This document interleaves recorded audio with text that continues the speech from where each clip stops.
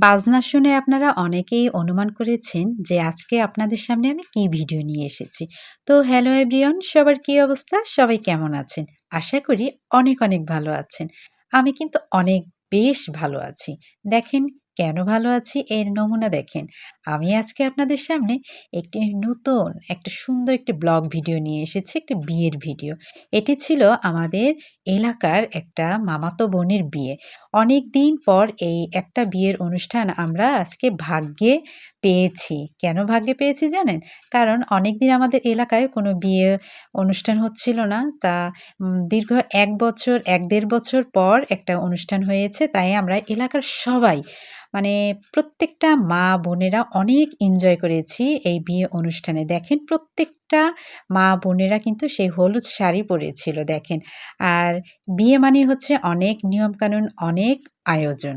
নিয়মকানুনের মধ্যে একটা নিয়ম একটু আগে দেখেছেন যে পুকুরে মায়েরা সেই জল ভরতে গিয়েছিল। আসলে অনেক নিয়ম, তাই না বন্ধুরা? বিয়ে মানে অনেক নিয়ম। সেই দেখেন তারা জল ভরে অনেক মজা করতে, করতে নাচতে, নাচতে তারা প্যান্ডেলের দিকে চলে এসেছিল।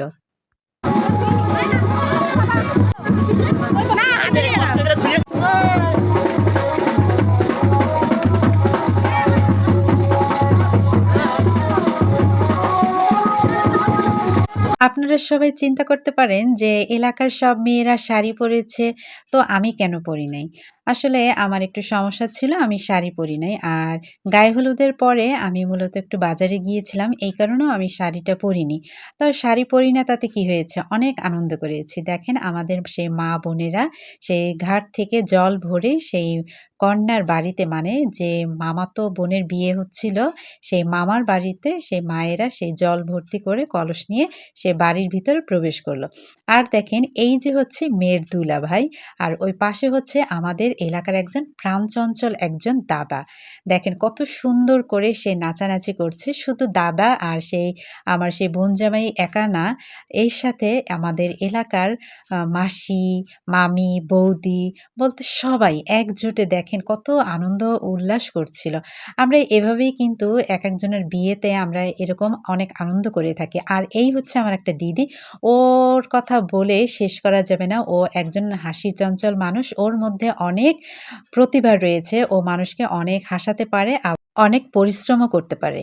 তো দেখেন সেই গায়ে হলুদের পরে আমি বাজারে চলে আসলাম সেই বিয়ের কেনাকাটা করার জন্য। কারণ খালি হাতে তো বিয়েতে খাওয়া যাবে না। এজন্য একটু কিছু কিনতে হবে। তো এইটা হচ্ছে আমার সেই ভাইয়ের দোকান। পরিচিত ভাই রেজাউল ভাই। ওর দোকান থেকেই মূলত আমি কেনাকাটা করে থাকি। আর দেখেন সে কেনাকাটার পরে আমি বাসায় চলে আসলাম। পরের দিনকারা হচ্ছে মূলত বিয়ে। কারণ আগের দিন আমরা গায়ে হলুদের অনুষ্ঠান করেছি, পরের দিন সে বিয়ের অনুষ্ঠান। তো মেয়ে আর ছেলে গিয়েছিল মূলত অন্য চার্চে সে বিয়ে পড়ানোর জন্য ওদেরকে নিয়ে যাওয়া হয়েছিল।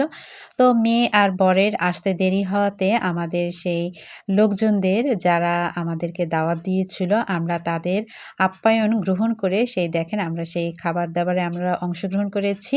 আর আমরা সেই মেয়ে কন্যার অপেক্ষায় না থেকে আমরা খাওয়া-দাওয়া শুরু করে দিয়েছি।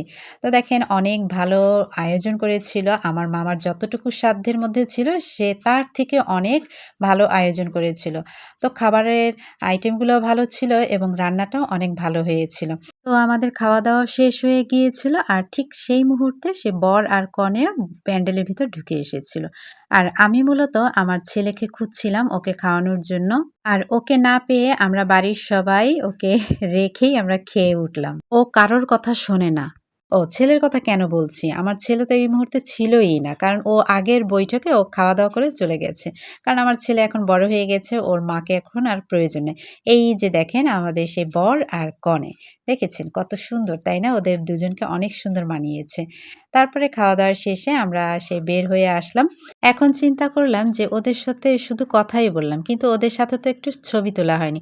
তো আবার ফিরে গেলাম সেই প্যান্ডেলের ভিতর ওদের সাথে একটু টুকটাক ছবি তুলে নিলাম। তারপরে এই দেখেন শেষ মুহূর্তে হচ্ছে মেয়ের বিদায়। এই মুহূর্তটা প্রত্যেকটা মেয়ে মা-বাবার জীবনে হচ্ছে খুব কষ্টের একটা মুহূর্ত। তো ভিডিওটি আজকে এখানে শেষ করি।